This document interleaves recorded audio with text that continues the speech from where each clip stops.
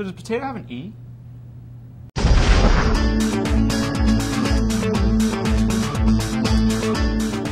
Welcome to Hotline TV, everybody. I'm John Mercurio. And I'm Sean Miller. This is our second day of Build the Perfect Vice Presidential Candidate.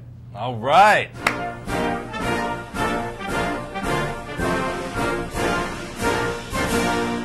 Okay, we're focusing today on the Republican side. So where do we start in building the perfect John McCain running mate? Obviously, none of these guys, I think we've all seen in the Democratic and Republican side, none of these guys is perfect. None of these guys or gals is perfect. So what we want to do, I think, is just create, if we can, with our Mr. Potato Head graphic, very expensive graphic, create the perfect vice presidential candidate. Let's start. You, please. Let's start with Governor Tim Pawlenty of Minnesota. Indeed. Tim Pawlenty, governor of Minnesota. Now, we have a depiction of his hair. We do wish we could have included in that the mullet that he, of course, wore for many years in Minnesota. The fact that he cut off the mullet created a lot of speculation that he was, in fact, interested in the vice presidential thing.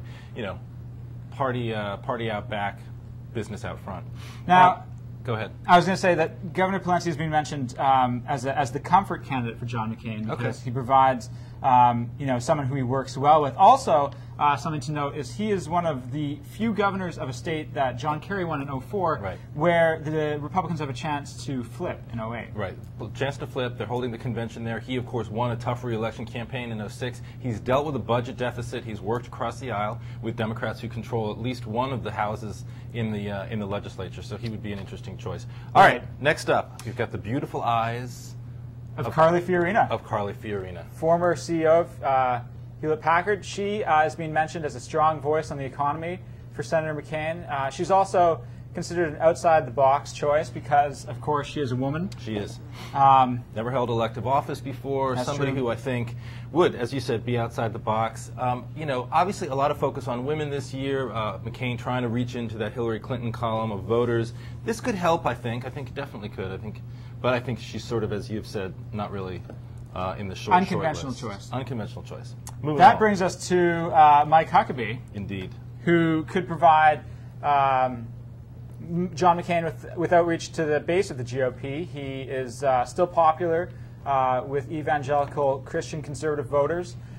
He's currently scheduled to travel to Florida to speak to a group down there and help push for the gay marriage amendment ban that they have on the ballot in Florida. So, as you've said, he's the choice of the evangelical community, it seems, who have come out and responded to reports over the past couple of weeks about Mitt Romney being the choice, saying they're not excited about Romney, and in fact that would sort of move them away from the McCain camp in November. That's right, which brings us to, of course, Mitt Romney himself. Best mouth in politics, Mitt Romney, ladies and gentlemen.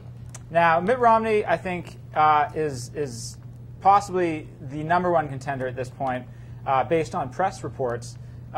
He also would bring McCain a strong voice in the economy. And I agree. It's a good-looking vice president we've created right there, I think. That's true. And I guess the issue for a lot of conservative voters is trust. Can you trust him on social issues? It's going to be trust. It's going to be personal chemistry between the two of them. It's going to be the Mormon question that he never really got over, I think, during the primary campaign. But I keep going back to that personal chemistry thing because I think for McCain, more than most people, it's working with the guy who he had such clear animosity for in the campaign. And that's clearly something I think somebody like John McCain cares a lot about. Next. Well, speaking of personal chemistry, we bring up John Thune, who was endorsed by McCain during his campaign against Senator Tom Daschle back in 2004. He brings to the ticket youth. He does. He is. Well, they all bring youth, don't they? They all bring youth.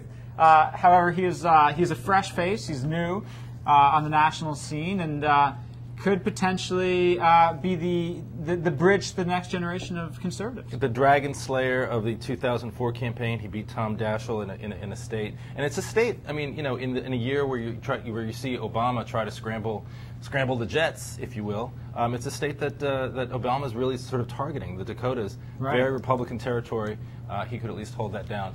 All right, well, we've got what I think is one of the more attractive-looking vice presidential candidates, if only McCain. And if you can sort of look beyond, it's not skin deep. Beauty is more beauty is more than skin deep. That's true. And if you can look beyond the aesthetics of this person that we've created here, I think you see a really potentially attractive candidate. We have one more addition to make. We could add Governor Charlie Crist, who would provide the sort of the geographic balance to McCain's ticket. He's a moderate GOP governor of Florida. He could potentially help McCain there. Should it be a tight race? Should it be a tight race? And, you know, our choice, we needed to have feet to go with Mr. Potato Head. He needs to walk. And obviously we chose flip-flops because he's from Florida. Governor Crist is from Florida. He likes the beach. There was no other symbolism intended whatsoever. We promised. Of course, we know that Charlie Crist and his fiancée, Carol Rome, are big friends of the show. But that does it for Hotline TV for the week. We're off tomorrow. We'll see you guys on Monday. Until then, I'm John Mercurio. And I'm Sean Miller. Thanks for watching. Thanks for joining. I can make you a man.